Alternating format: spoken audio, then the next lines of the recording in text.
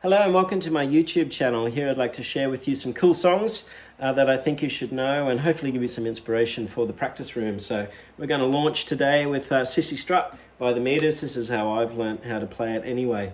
So we're in the key of C7 or C9. So we'll be leaning on that dominant 7 Mixolydian kind of sound for all of this today. And I'll just talk to you in terms of tablature speak to make it easy for us just to get through the information. So I'm going to be on the G string here to start that opening lick. So 5, 3, 5 of the D string, 6 of the A, and then landing on the 3rd fret of the A string or that C chord. And then if that's the call, here's my response. Okay, and then I'm going to splat a couple of these funky C9 chords through there as well. So that's kind of the opening riff. Okay, and I tend to roll through that with the right hand if that's something you want to think about. I'd start with the downstroke, that 5th fret of the G string, and then 3rd fret, roll, 5th fret, and 6th fret there. All upstrokes, just kind of economizing my picking there. On that 6th fret note as well, I'd call it a mojo bend, where I'm just taking that minor 3rd and bending it slightly to the major 3rd. And then finishing on that C note there. So taking that 6th fret note, bending it up to the 7th fret. Okay, and then I respond to that with, so I'm on that low E, 3, 5, back to the 3rd fret of the A, 5th fret, okay, and then a couple of those funky C9s. Now that is 3, 2, 3, and then I'm just flattening out that pad of my 3rd finger there to hit the bottom 3 strings on that 3rd fret. And that, I call it the James Brown chord.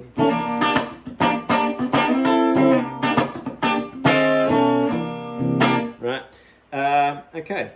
And then the tag on the end of all of that will be a B flat chord and a F chord. The B flat's like from that shape, but it's just a half bar. Okay, and then the F chord is a D chord up 3 frets, right? So all those shapes are movable. Right, so all together I get.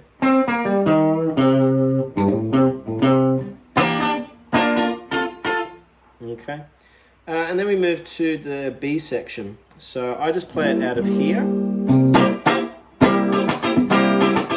which is that C7 chord there. And here it goes.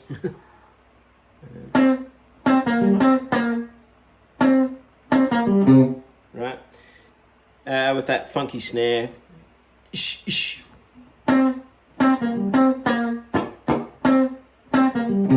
Right, so I'm on the 10th fret of the D string, down to the 8th fret, 10th fret of the A, 10th of the D, and then down to the 8th fret there of the D string. Da,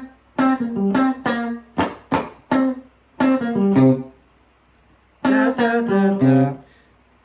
10, 8, 10, 8, moving down through those 3 strings there. Now, you don't have to, but I'm often tempted and will usually hit that muted snare hit there as well. So there's my A section. And my B section. Right?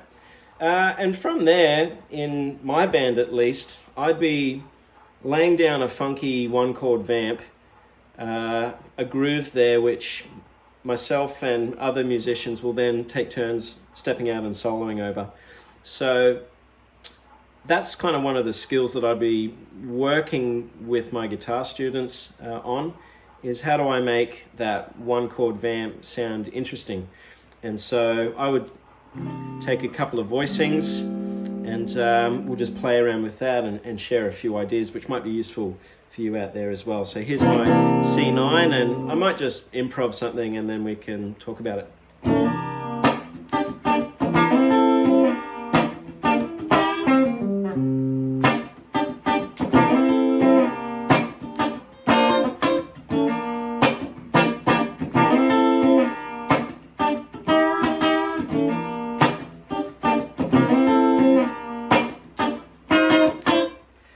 So I'm back to my old ways there with the funky C9, and then that chord loves sliding up and down. In that example, I'm just going up to the D9 and back down, sliding from the fret below, one fret above. It's all good, and so as long as it sounds sweet to your ear, then it's probably going to work. So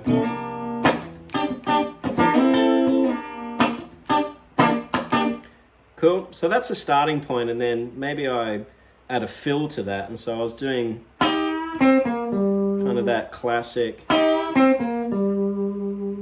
R&B kind of fill where I'm on the 3rd fret of the E string, 4th fret of that B string, and I'm just bending that mojo bend again from the 4th fret to the note of the 5th fret, which is E flat to E, and then just rolling down the pentatonic scale there, so 5, 3, 5.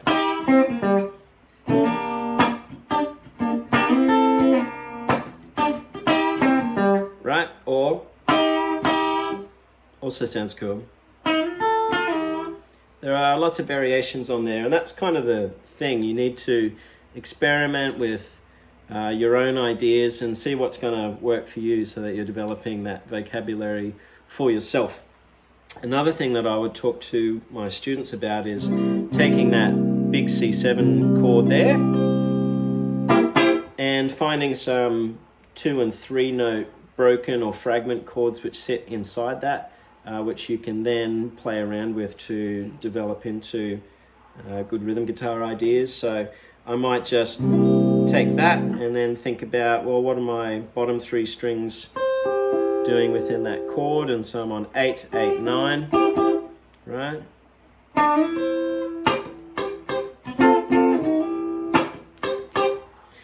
So there's an idea. Or maybe I play around with this voicing where I'm putting that 7th, which in this case is the B flat, putting it up top. So I've got maybe 10th fret of my D string, 9th fret of my G string, and 11th fret of my B string.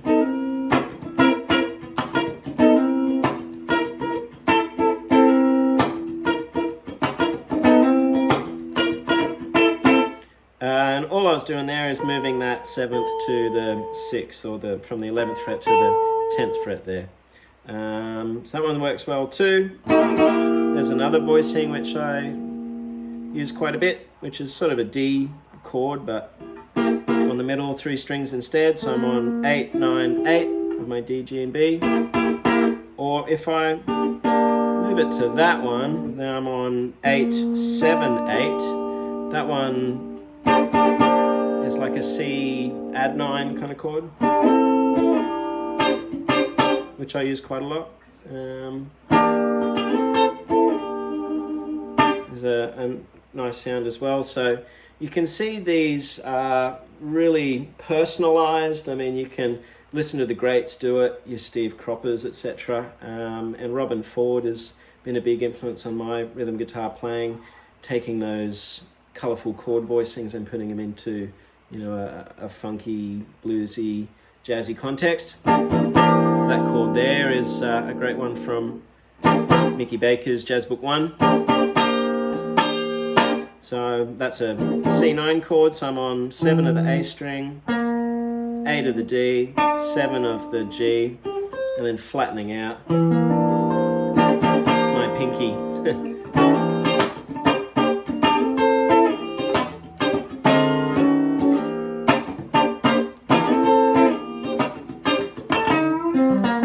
Right, and then adding those fills as well. You don't want to pull too much focus with what you're doing, but you know, maybe every 3rd or fourth turnaround, you will create a point of interest by finding a little gap in the overall grid and just putting your stamp on it with a few notes.